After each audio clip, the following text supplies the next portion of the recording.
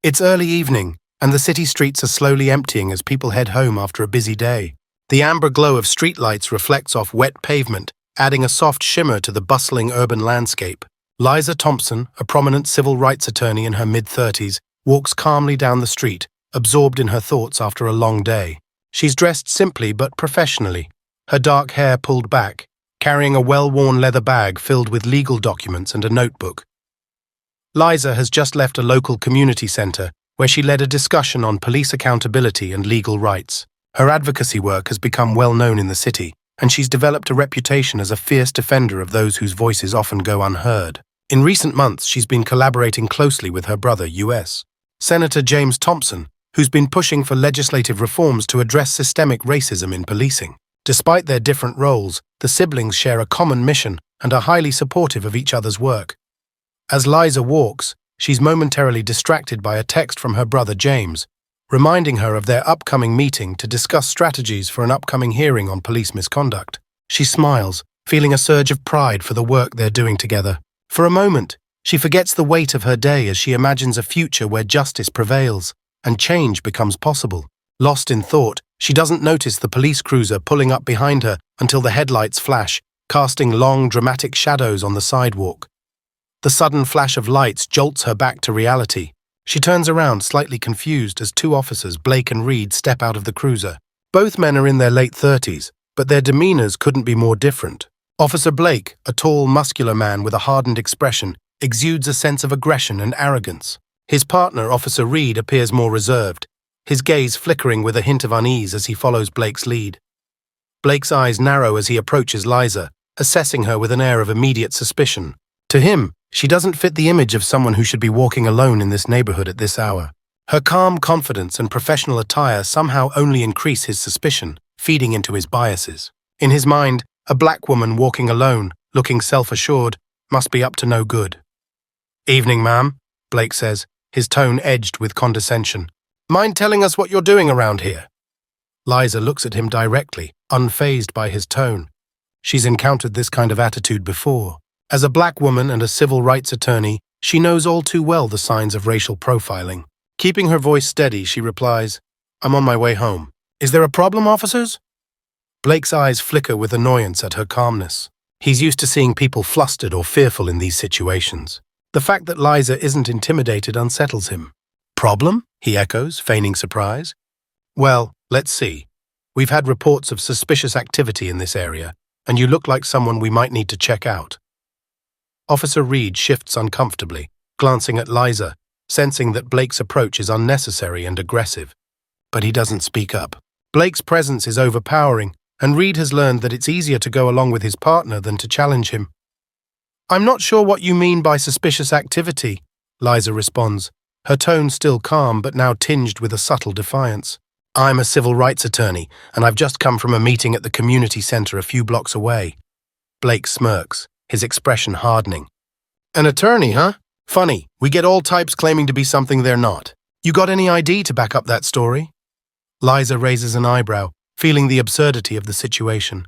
She's experienced discrimination before, but this level of open hostility is unsettling, especially since she hasn't done anything wrong. Slowly, she reaches into her bag to retrieve her ID, her every movement measured to avoid escalating the situation. As she hands over her ID, Blake snatches it from her hand with barely a glance. His mind is already made up, his biases shaping his perception of the situation. In his eyes, Liza's calmness and professionalism are not signs of innocence but of arrogance, a challenge to his authority that he intends to crush. "So, you're a lawyer," he mutters, looking at her ID with feigned interest before shoving it back at her. "That doesn't explain what you're doing out here, though. This isn't exactly the kind of neighborhood where people like you just wander around." Liza feels a surge of anger rise within her, but she keeps her expression neutral. Years of dealing with cases of racial profiling and police misconduct have taught her the importance of composure in situations like this. She knows that any sign of frustration could be used against her. "I don't believe I need to explain my presence here any further," she replies firmly. "Unless you're detaining me, I'd like to be on my way." Blake's face hardens, his frustration mounting. Her refusal to be intimidated only fuels his aggression.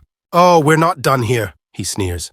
"In fact, I think it's time we made sure you're not carrying anything suspicious. At this, Officer Reed's unease intensifies. He glances at Blake, sensing that his partner is taking this too far, but he remains silent.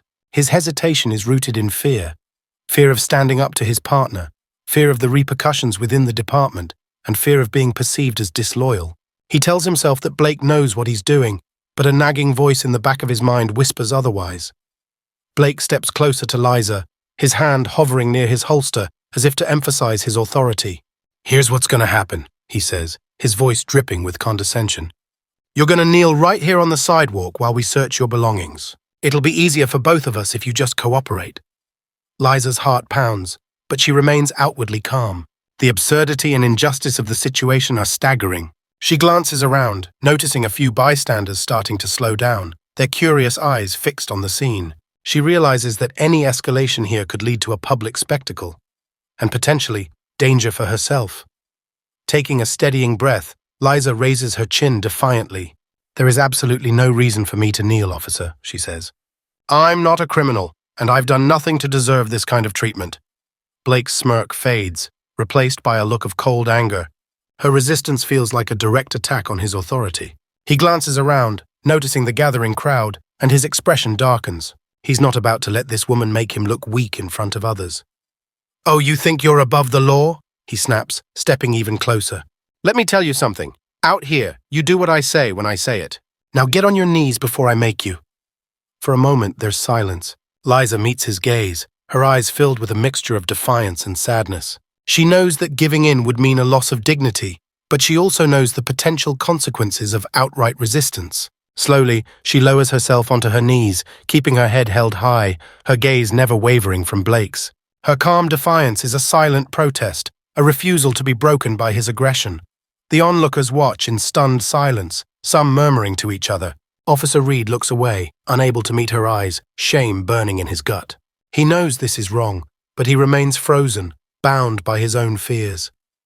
As Liza kneels on the cold pavement, she remembers her brother's words from a recent conversation. Sometimes, standing up means knowing when to fight and when to keep your strength. She draws on that strength now, knowing that her fight is far from over. Liza kneels on the cold pavement, feeling the weight of both humiliation and anger pressing down on her.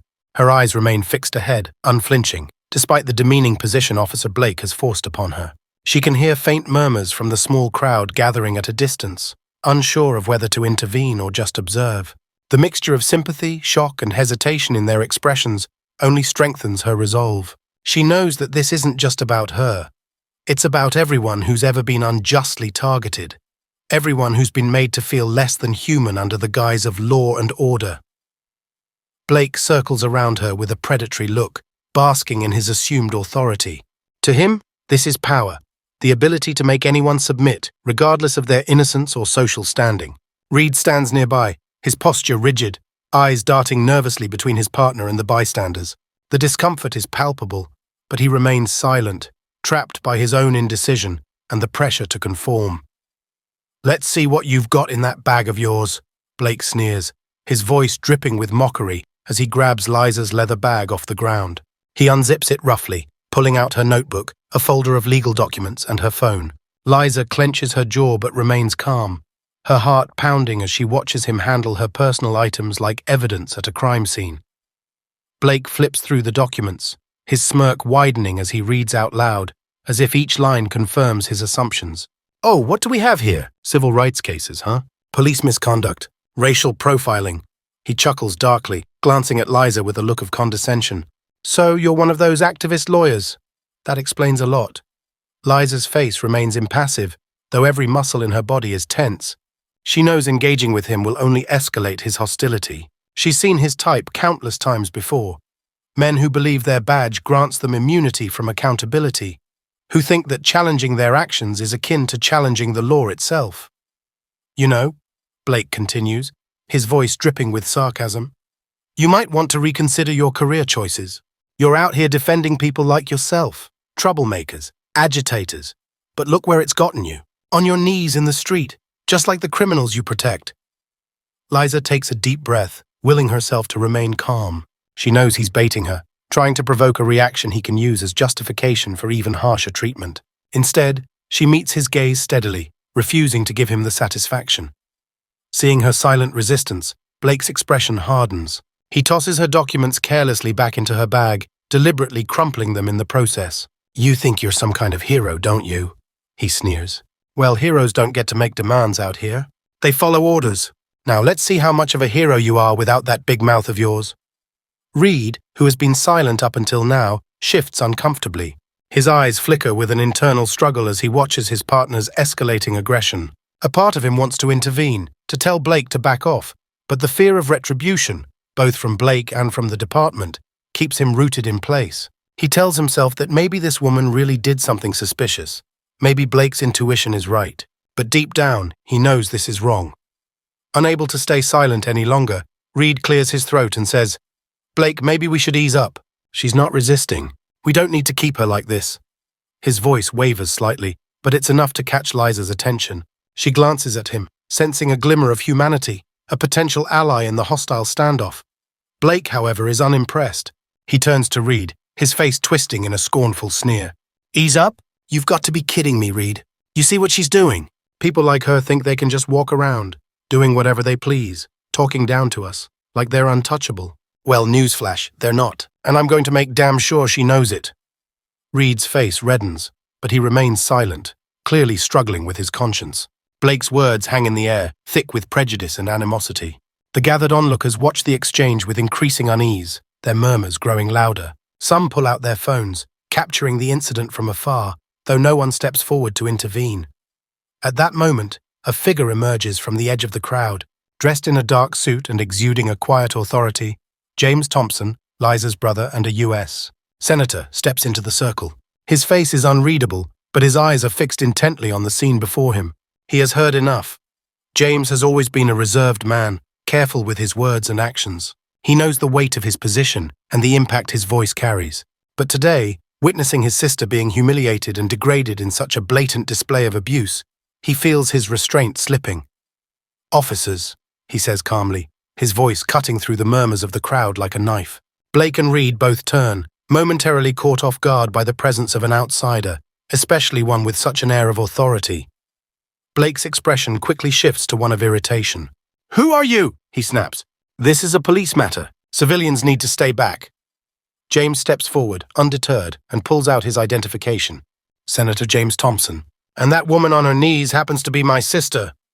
The revelation sends a ripple through the crowd, and several onlookers gasp in surprise. Reed's face pales, his discomfort now mingling with genuine alarm. Blake, however, is not so easily swayed. His eyes flicker with something that looks like defiance, as though he sees James's authority as just another challenge to his own. "Senator, huh?" Blake sneers, feigning indifference. "Doesn't change a thing. Out here, she's just another civilian, and we're doing our job." James's gaze hardens, but his tone remains calm. "I understand that, officer. But from where I'm standing, it doesn't look like you're doing your job. At least, not the way the law prescribes." Blake's smirk falters slightly, but he quickly recovers, crossing his arms over his chest in a gesture of defiance. "Look, Senator, you may be used to throwing your weight around in Washington, but here, you don't get to tell us how to do our jobs. Your sister was acting suspiciously, and we have every right to detain her." "Acting suspiciously," James repeats, his voice laced with incredulity. "She's a civil rights attorney returning from a community meeting. What about that warrants being forced to kneel on the street?" Blake hesitates, clearly unprepared to answer. He casts a quick glance at Reed, who looks away, his face filled with guilt.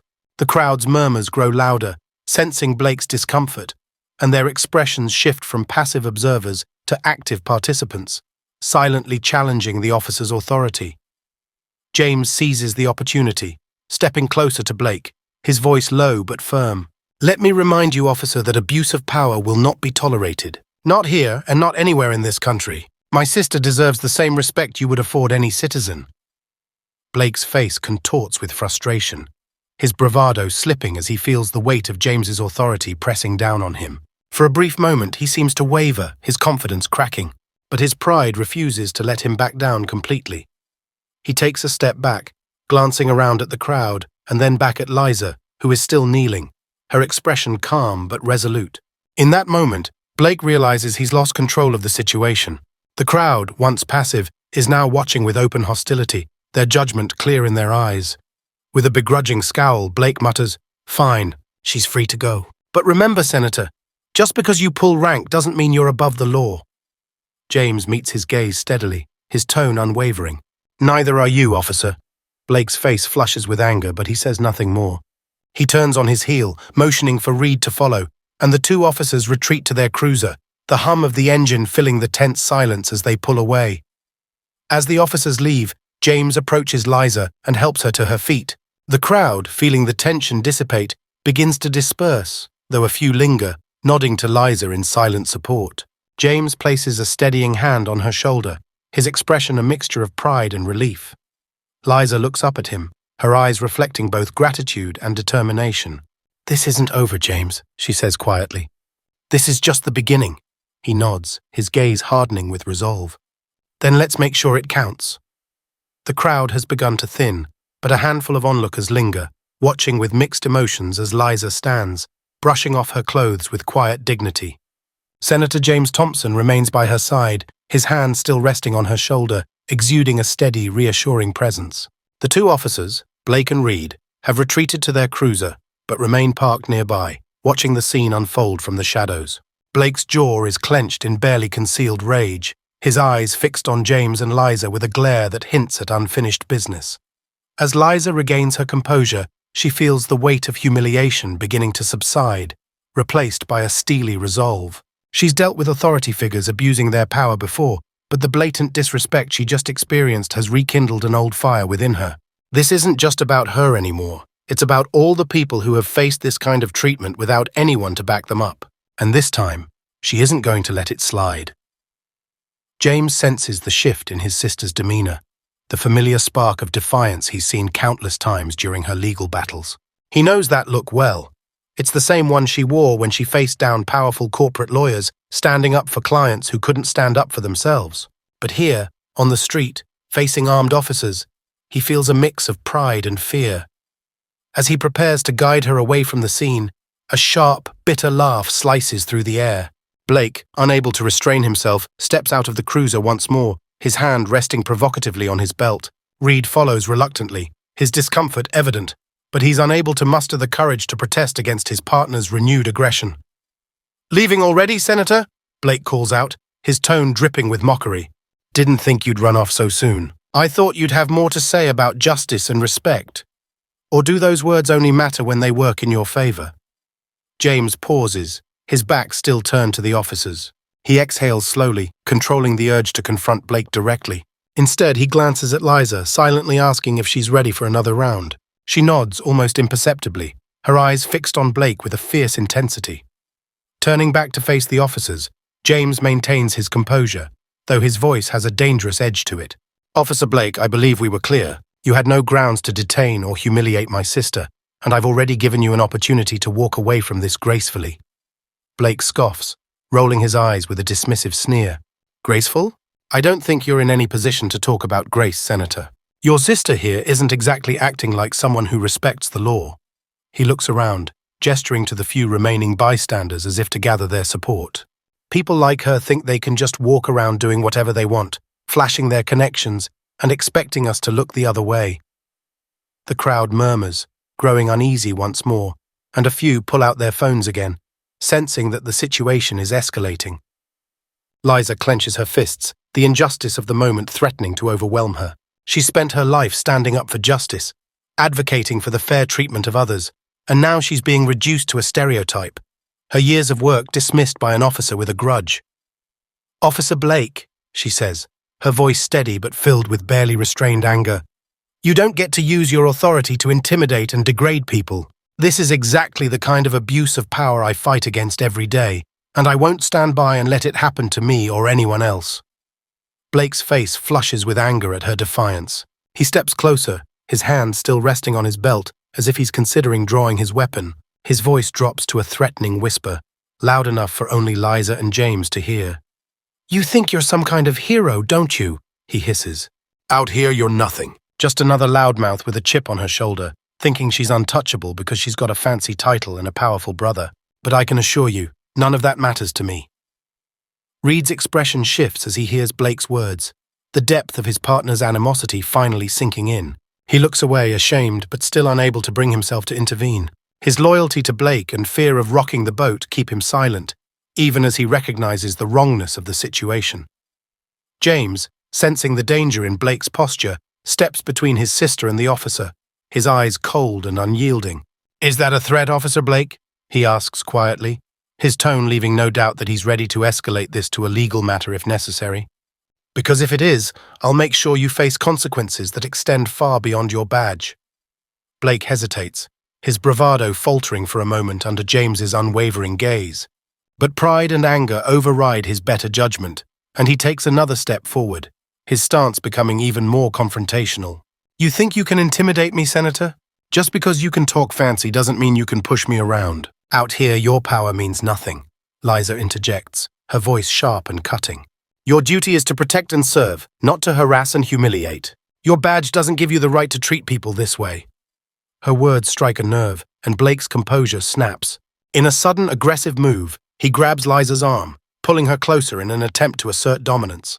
The crowd gasps, some shouting in protest, but no one dares to physically intervene. James reaches out instinctively to pull his sister back, but Blake jerks her away, his grip tightening painfully around her wrist.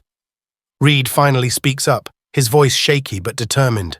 "Blake, that's enough. Let her go." His words are quiet but firm, the internal conflict evident on his face. He knows this has gone too far, and he can't ignore his conscience any longer. Blake whips around to glare at Reed, his face twisted with fury. "Enough? Are you seriously taking her side? After everything we've seen? She's just trying to make us look like the bad guys, Reed. Don't be naive." Reed swallows hard, his hands shaking slightly as he steps forward. He may not have the same confidence as his partner, but he knows he can't stand by any longer. "We are the bad guys here, Blake. Look at what you're doing. This isn't right." Blake's grip loosens, his face contorted with rage and disbelief. He can't process the betrayal, can't understand why Reed would turn on him in front of these people. For a brief moment, it seems as though he might lash out at his partner, but he holds back, instead pushing Liza away roughly. Liza stumbles, catching herself before she falls, and James steps forward, steadying her. His expression is one of controlled fury, his gaze locked on Blake as if memorizing every detail for a later reckoning. The crowd watches in stunned silence, the tension thick and palpable. "You're done here, Officer Blake," James says quietly, his voice filled with a deadly calm. "I'll be filing a formal complaint with the department, and I'll make sure this goes all the way to the top. You don't get to treat people like this without facing consequences." Blake sneers, but there's a flicker of fear in his eyes. He can feel the crowd's hostility, the weight of public scrutiny pressing down on him, and for the first time, he realizes that he's lost control of the situation. He looks around, searching for support, but the faces staring back at him are cold, unforgiving. Reed, seeing the shift in the crowd, takes a deep breath and steps forward, addressing Liza directly.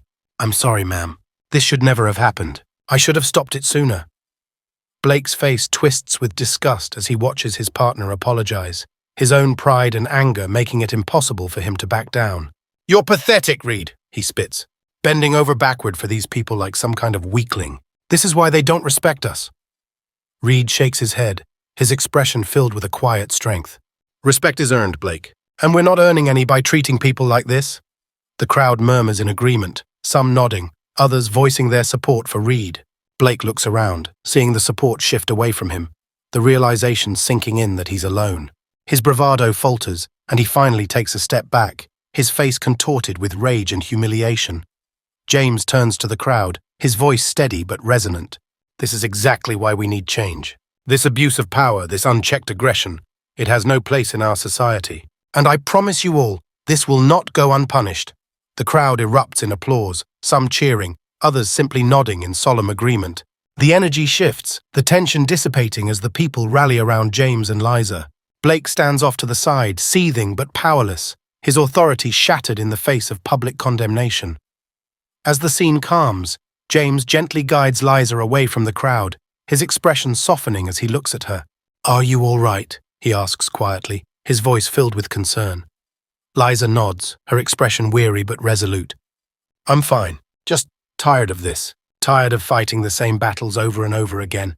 James squeezes her shoulder reassuringly. "We'll make this count. I promise you, We'll turn this into something that matters. She looks at him, her eyes reflecting both gratitude and determination. Then let's get to work.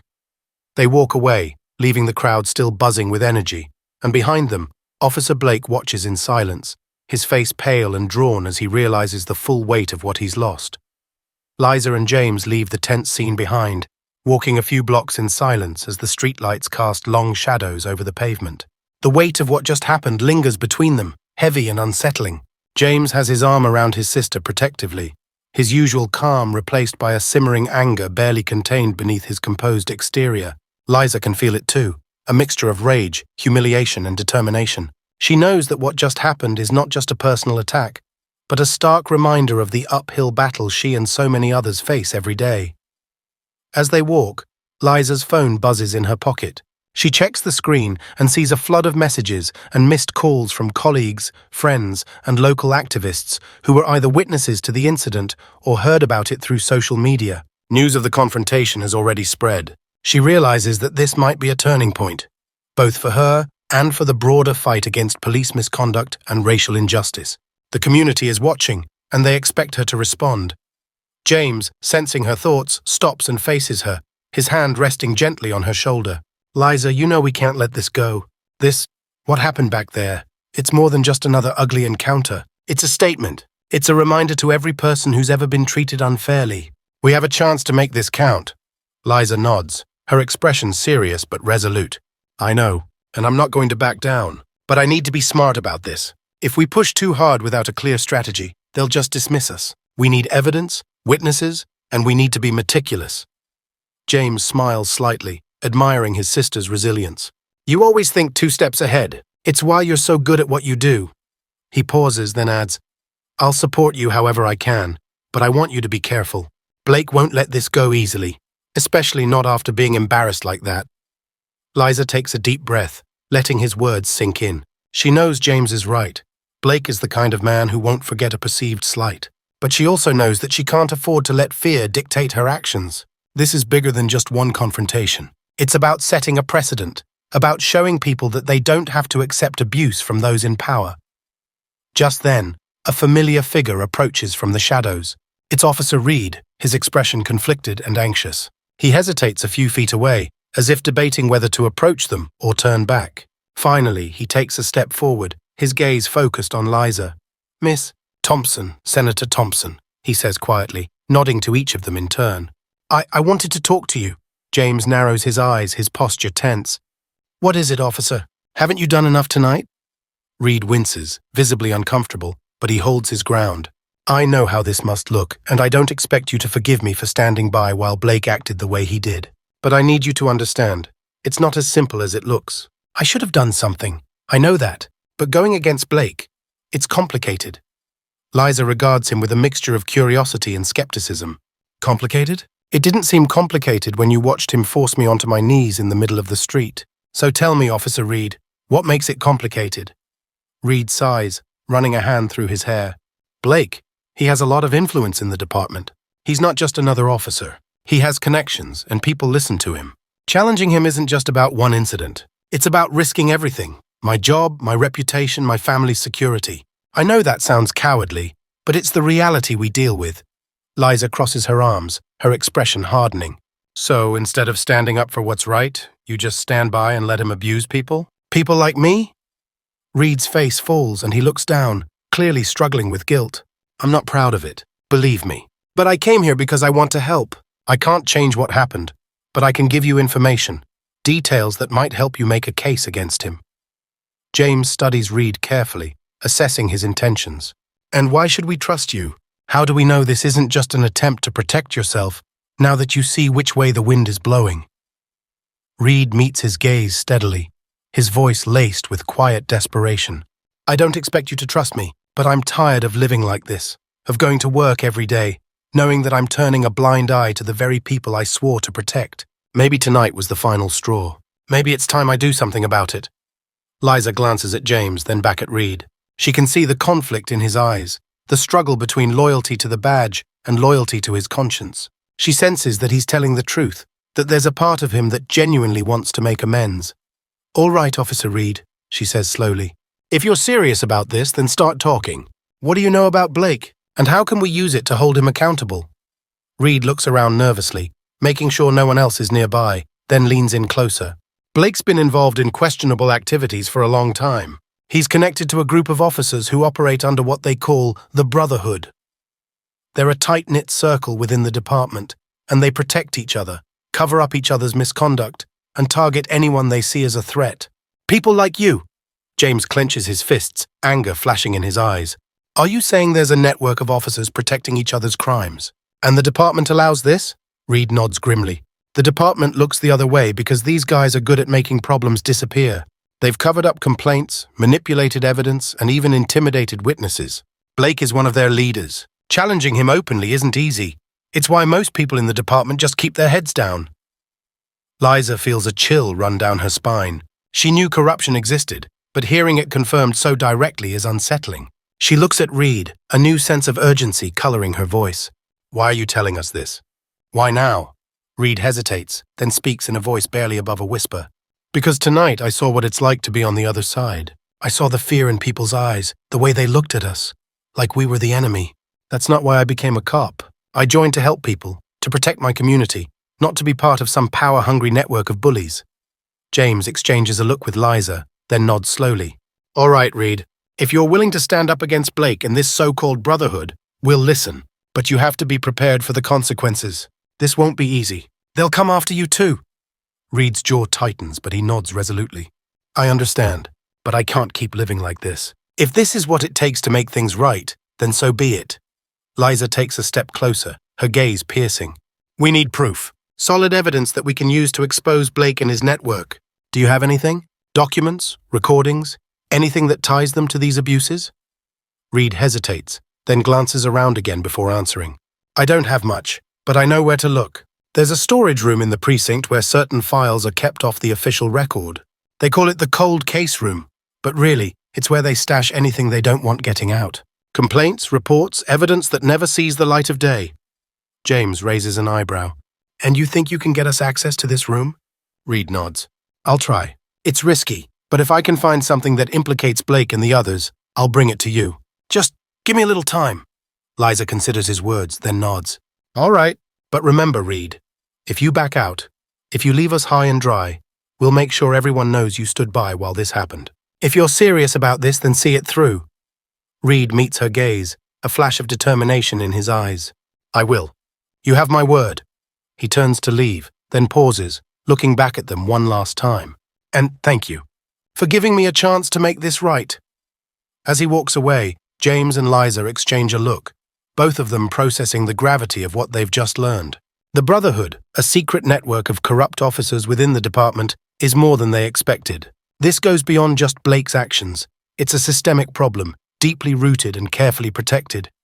James speaks first, his voice low and intense. This is bigger than we thought. If what Reed says is true, we're dealing with an entire network.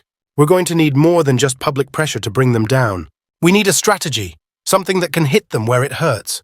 Liza nods, her mind racing with possibilities. We need to gather allies, people within the legal community who can back us up. And we need to prepare for a fight, because if this brotherhood is as powerful as Reed says, they won't go down without a struggle. James places a hand on her shoulder, his expression fierce. We're going to expose them, Liza. Whatever it takes. They wanted a fight? We'll give them one. For the first time that night, a glimmer of a smile appears on Liza's face. Then let's get to work. It's time to bring this brotherhood into the light. As they walk back into the city, they're no longer just a brother and sister. They're partners in a mission, united against a system that's hidden its darkness for too long. The weight of what they're about to undertake is daunting, but they know that this could be the fight that finally brings about the change they've been working toward. Together, they prepare for the long battle ahead, determined to see justice served, no matter the cost. Liza and James sit together in her small, cluttered office at the community center, their minds racing with the information Officer Reed had just shared. The walls around them are covered in posters and leaflets advocating for social justice, police accountability, and community rights. A stark reminder of the mission they've dedicated their lives to. But tonight it feels different. The weight of the impending battle with the Brotherhood hangs heavily in the air, filling the room with an almost tangible tension. James breaks the silence, his voice low but resolute. If this brotherhood is as deep-rooted and powerful as Reed says, we're not just dealing with Blake and a few corrupt officers. This is the kind of thing that could shake the department to its core, maybe even the entire city's government. We need allies, and we need them fast. Liza nods, the gravity of the situation sinking in further. We have to be careful, though. If we don't handle this right, it could all backfire. The Brotherhood will stop at nothing to protect themselves, especially if they sense that we're coming for them. They spend the next few hours strategizing, making a list of trusted contacts in the legal field, the media, and local activist groups. They agree to keep the circle small. Only those they know will stand by them, even when things get dangerous. They know that taking on a powerful group within the police department requires not only courage, but meticulous planning. A single misstep could jeopardize everything. Suddenly, Liza's phone buzzes. She picks it up and sees a text message from an unknown number. Be careful. They know what you're up to. Her heart skips a beat, and she shows the message to James. They exchange a worried glance, realizing that their movements are already being watched. James frowns, his jaw tightening. It's begun. They're watching us, probably trying to scare us into backing down. But Liza is undeterred. Let them watch. If they're already this desperate to stop us, it means they know we're a threat. She pauses, then adds, but we need to be ready for their next move. They won't just sit back and wait for us to expose them. As if on cue, the door to her office swings open, and in walks Officer Reed, looking tense and weary. He glances over his shoulder before stepping inside and closing the door behind him. I got into the cold case room like I promised, he says, his voice barely above a whisper. And I found something big. Files, documents, photos, enough to expose a lot of the Brotherhood's activities. But it wasn't easy. I barely made it out without being seen. If they find out what I took, I'll be the next target. Liza's eyes widen, and she and James exchange a glance filled with both excitement and fear. This evidence could be the breakthrough they need. Hard proof of the Brotherhood's activities. But the risk to Reed is real, and they know it. Do you have it with you? James asks, his voice urgent. Reed nods, pulling out a small flash drive from his pocket. It's all here. This should be enough to start building a case, but you'll need more than just this. You'll need testimonies from others willing to go on record, people inside the department who have seen the Brotherhood's tactics firsthand. Without that, they'll say it's just circumstantial, that it's fabricated. Liza takes the flash drive, her fingers trembling slightly as she realizes the power of what she holds. Thank you, Reed. I know how much risk you're taking to help us. Reed looks down, a hint of shame crossing his face. I'm just trying to do the right thing. I should have done it sooner. James places a reassuring hand on his shoulder. You're doing it now! That's what matters. They sit in silence for a moment, absorbing the enormity of what lies ahead. Then, without warning, there's a loud knock on the office door. All three of them freeze, tension thick in the air. The knock comes again, harder this time, and Liza gestures for Reed to hide in the adjoining room. Reed quickly slips out of sight, while James moves to stand beside his sister. Open up! A deep, authoritative voice calls from the other side of the door. This is the police. James and Liza exchange a quick, alarmed glance. Liza opens the door cautiously, and there, standing in the doorway, is none other than Officer Blake, flanked by two other uniformed officers with cold, unyielding expressions. Blake's face is a mask of smug satisfaction as he looks down at them, clearly relishing the power he holds in this moment. Senator Thompson, Miss Thompson, he greets them, his tone dripping with faux politeness. I believe we need to have a little chat. Liza steps forward, her posture rigid. Officer Blake, what are you doing here? You have no right to be here without a warrant. Blake smirks, holding up a folded piece of paper. Actually, we do. We received a tip that this office may contain certain sensitive information that isn't supposed to be here. This warrant gives us the right to search the premises. Liza's heart sinks as she realizes that someone, most likely from the Brotherhood, had anticipated their moves and obtained a warrant. The situation is spinning out of control faster than she anticipated. If Blake finds the flash drive, all their evidence, and Reed's life, could be in danger. James steps forward, his voice firm. This is harassment, Officer Blake. You know very well that this warrant is based on nothing more than fabricated accusations. You have no real cause to be here. Blake's smirk only widens. Oh, I think we do. It seems your sister has been stirring up quite a bit of trouble lately. We just want to make sure she's not hiding anything dangerous. Liza feels a surge of anger, but she holds her composure, knowing that showing any sign of weakness or fear would only fuel Blake's ego. She steps back, allowing the officers inside, but her mind races, desperate to think of a way to protect the evidence. As Blake and his men begin to search the room, she subtly slips her hand into her pocket, where the flash drive is hidden. She glances at James, silently communicating her plan, and he nods almost imperceptibly. She knows they need to find a way to distract Blake long enough for her to get the drive out of the office and to a safe location. "While you're here, Officer Blake," James says, his voice steady but filled with barely restrained contempt, "perhaps you'd care to explain why you feel it's necessary to repeatedly target my sister. Surely, with your workload, you have more pressing matters than harassing a civil rights attorney." Blake pauses, turning to face James, a hint of irritation flashing in his eyes. "Your sister is a disruptive force, Senator. She's stirring up trouble where there doesn't need to be any. People like her, people who think they're above the law. They're the real problem in this city." Liza clenches her fists. Every word he says a reminder of the deep-seated prejudice and abuse of power that she's been fighting against her entire career. She watches as Blake's men continue to ransack the room, pulling drawers open, shuffling through files, and invading every inch of her personal space. Her mind races, trying to figure out how to get the flash drive to safety.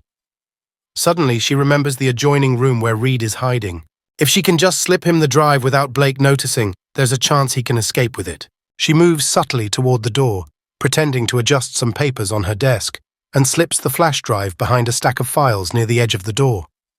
Reed, watching from the crack of the door, sees her gesture and quietly reaches for the drive, his movements careful and precise. Just as he grabs it, one of Blake's men turns, catching a glimpse of movement. He calls out, "Hey, someone's in the next room!" Blake's attention snaps toward the door, his expression darkening. He strides over, pushing the door open to reveal Reed standing there, the flash drive barely concealed in his hand. Reed freezes, realizing he's been caught. "Well, well," Blake sneers, crossing his arms. "Looks like we have a little traitor in our midst." Reed's face drains of color, but he stands his ground, refusing to look away. I thought I heard something in here. Wanted to make sure everything was clear." Blake steps closer, his gaze fixed on the drive in Reed's hand. "Hand it over, Reed. I know exactly what you're doing. And trust me, you don't want to go down this road." Reed hesitates, glancing at Liza and James, then back at Blake. He knows that if he gives up the drive, everything they've worked for could be lost. But if he refuses, his career, and possibly his life, could be in jeopardy. He swallows hard, his hand trembling slightly as he weighs his options. Liza steps forward, her voice firm and unwavering. "Officer Blake, this has gone too far. You're threatening a fellow officer, ransacking a private office, and violating every principle you swore to uphold. Do you really think you'll get away with this?" Blake smirks, unfazed by her words. "Who's going to stop me? You? Your brother here? Last time I checked, the two of you don't exactly have the power to shut down the entire department. And as for Reed..." He glances back at his partner, his expression twisted with contempt. "He made his choice when he decided to side with you."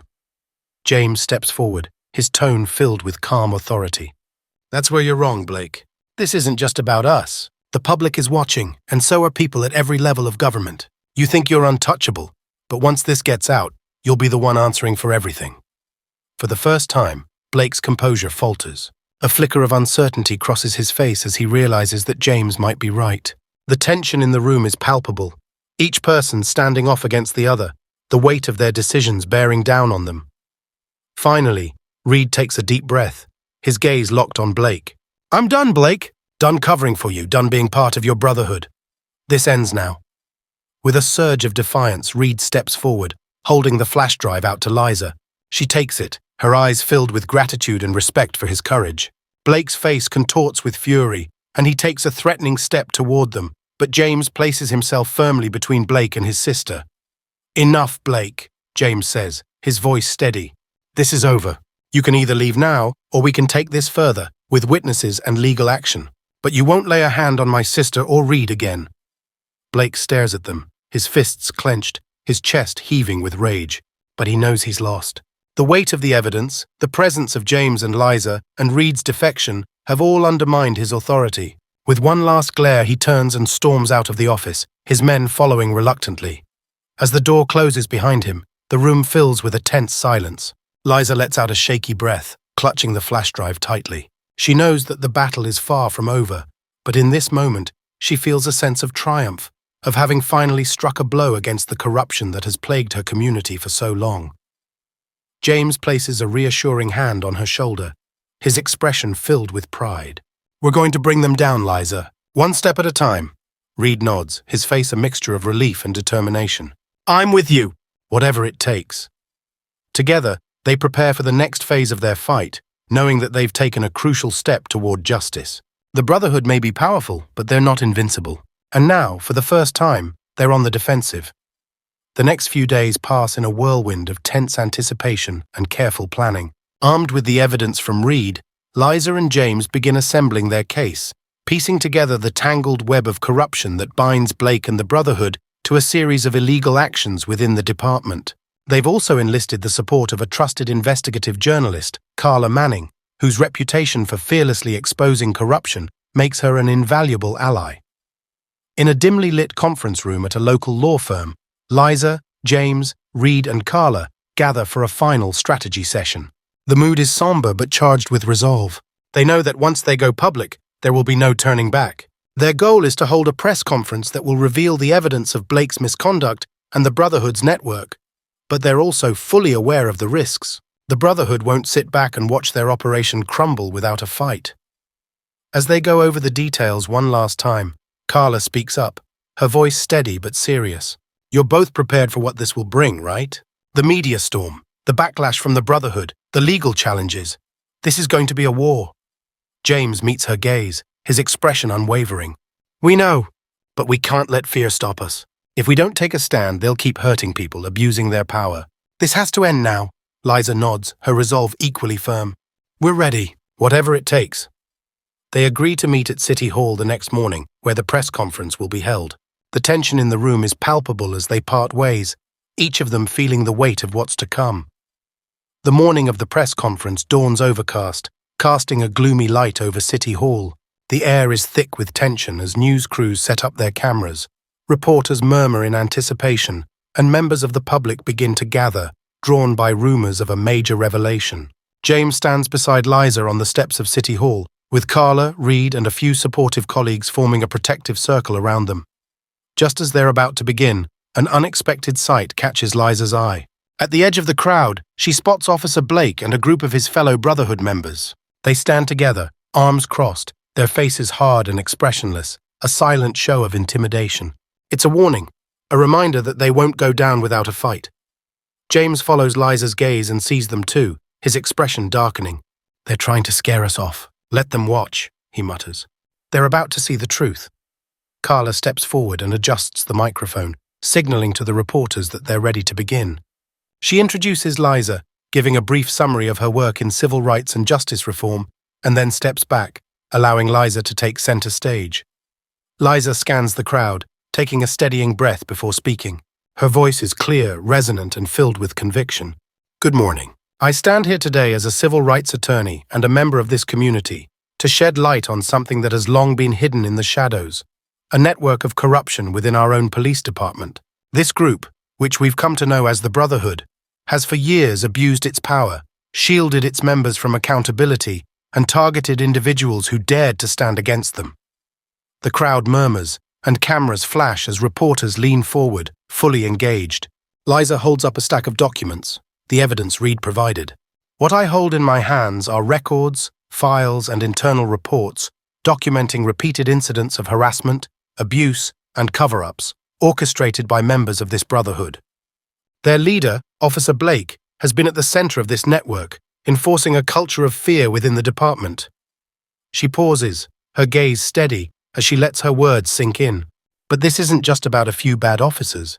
This is about a system that has allowed this behavior to continue unchecked. It's about a culture that has silenced good officers, threatened those who speak out, and intimidated citizens like myself and others who simply want justice. As she speaks, the tension in the air grows thicker. The crowd's attention shifts momentarily to Blake, who stands stone-faced with his arms crossed, surrounded by his supporters. His eyes are cold and defiant, a man who's not accustomed to being challenged, let alone exposed in public. Yet Liza can see a flicker of fear there, hidden behind his mask of arrogance. She knows they've hit a nerve. Next, James steps forward, his voice equally powerful. "As a senator, I've spent years fighting for justice and transparency. But this This is personal. My sister, a respected attorney, was humiliated and harassed by the very people who are supposed to protect our community. And this isn't just about her. It's about every person who has been victimized by this culture of unchecked power. Today, we're demanding an independent investigation into the actions of this brotherhood, and we're calling for immediate reforms to ensure that those who abuse their power are held accountable. The crowd erupts in applause, their support ringing out in defiance of Blake and his men. Reporters scramble to capture every word, every detail, sensing the magnitude of the story. At that moment, Blake steps forward, interrupting the press conference. His voice is cold and controlled, but there's a dangerous edge to it. This is a disgrace. You're spreading lies, slandering the police department with baseless accusations. You have no proof, no credible witnesses, just a vendetta against officers who risk their lives every day to protect this city. Liza stands her ground, her gaze unwavering. We have the proof right here, Officer Blake. The records, the complaints, the testimonies of officers who have seen the Brotherhood's tactics firsthand. And we have the courage to stand up against you, no matter what threats or intimidation you try to use. Blake's composure cracks for a split second, his face twisting with barely restrained fury. He takes a step closer, his voice dropping to a menacing whisper. You're making a huge mistake. You think you can tear down years of hard work, ruin lives, just because you're angry. This won't end well for you, Thompson. Any of you. James steps between them, his voice steady but sharp. Is that a threat, Officer Blake? Because it sounds like one. And threats will only confirm what everyone here already suspects, that you're desperate to keep your power, no matter the cost. The tension is electric, each word charged with the weight of years of injustice and fear. The crowd watches, rapt, as the two men face off, each representing opposing sides of a battle that has finally come to light. Suddenly, one of the reporters speaks up, addressing Blake. Officer Blake, are you saying you deny all the evidence presented here today? Are you willing to submit to an independent investigation? Blake hesitates, glancing back at his fellow Brotherhood members, who are watching with expressions of loyalty and defiance. He realizes that publicly refusing would only incriminate him further. Reluctantly, he mutters, Of course. I have nothing to hide. Liza seizes the opportunity, addressing the crowd and the media with renewed determination. Then let's make it official. We're calling for a full investigation into the Brotherhood's activities and demanding immediate suspension of those implicated until the investigation is complete. This is about accountability, about restoring trust in our police department, and about making sure that no one is above the law. The crowd erupts in applause once again, their support more palpable than ever. Blake's face is a mask of fury and humiliation as he realizes he's been cornered, his power finally slipping from his grasp. As the press conference wraps up, reporters swarm around Liza and James, eager for more details, while Blake and his men retreat, their defeat evident in their stiff, silent departure. For the first time, they feel the weight of true accountability bearing down on them. Liza takes a deep breath, her heart pounding with a mixture of relief and resolve. They've won a major battle, but she knows that the war is far from over. The Brotherhood will fight back, and they'll do everything in their power to protect themselves. But for now, standing beside her brother, surrounded by allies and supporters, she feels a renewed sense of hope. James turns to her, a small smile breaking through his serious expression. You did it, Liza! We did it. She nods, her eyes shining with determination. This is just the beginning. We've exposed them, but now we have to make sure they're held accountable. No more hiding, no more intimidation. We'll see this through to the end. Together, they walk down the steps of City Hall, their heads held high, as the crowd cheers, their voices a powerful reminder that justice, though often slow and difficult, is always worth fighting for. In the weeks following the explosive press conference, the city feels the tremors of Liza and James's revelations. News outlets publish article after article, investigative reports expose hidden layers of corruption, and the public outcry grows louder with each passing day. Calls for accountability and reform dominate local government discussions, and the police department is placed under intense scrutiny. The Brotherhood, once untouchable, is now at the center of a full-scale investigation. Liza and James meet regularly with city officials, community leaders, and even federal investigators who have been brought in to ensure a fair and thorough inquiry. The weight of everything that's happened hangs over them, but they remain resolute, knowing they've taken a vital step toward dismantling the toxic power structures that have plagued their community for so long. One crisp morning, Liza stands on the courthouse steps, preparing to enter the preliminary hearing against Officer Blake and several other officers tied to the Brotherhood. The evidence Reed gathered, combined with public testimonies and internal files unearthed during the investigation, has been damning. Blake, once arrogant and untouchable, now appears visibly shaken, his bravado replaced by the cold reality of facing justice. Liza glances at the crowd gathered outside the courthouse. Many familiar faces, people she's worked with, clients she's represented, families affected by police misconduct, are there, offering their support. She feels a wave of gratitude and resolve. Today isn't just about holding Blake accountable, it's about proving that justice can be served, even when the system itself is part of the problem.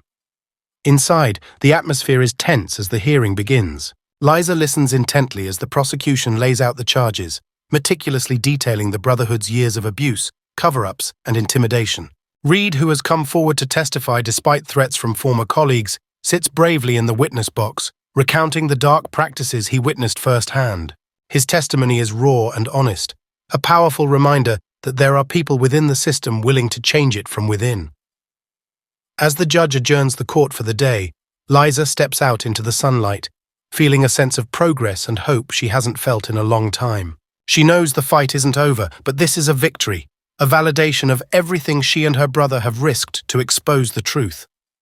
James joins her outside, his face tired but filled with quiet pride. "We're doing it, Liza. We're finally breaking through." She nods, her expression a mixture of relief and determination. "This is only the beginning. We need to keep pushing, keep fighting. Change doesn't happen overnight."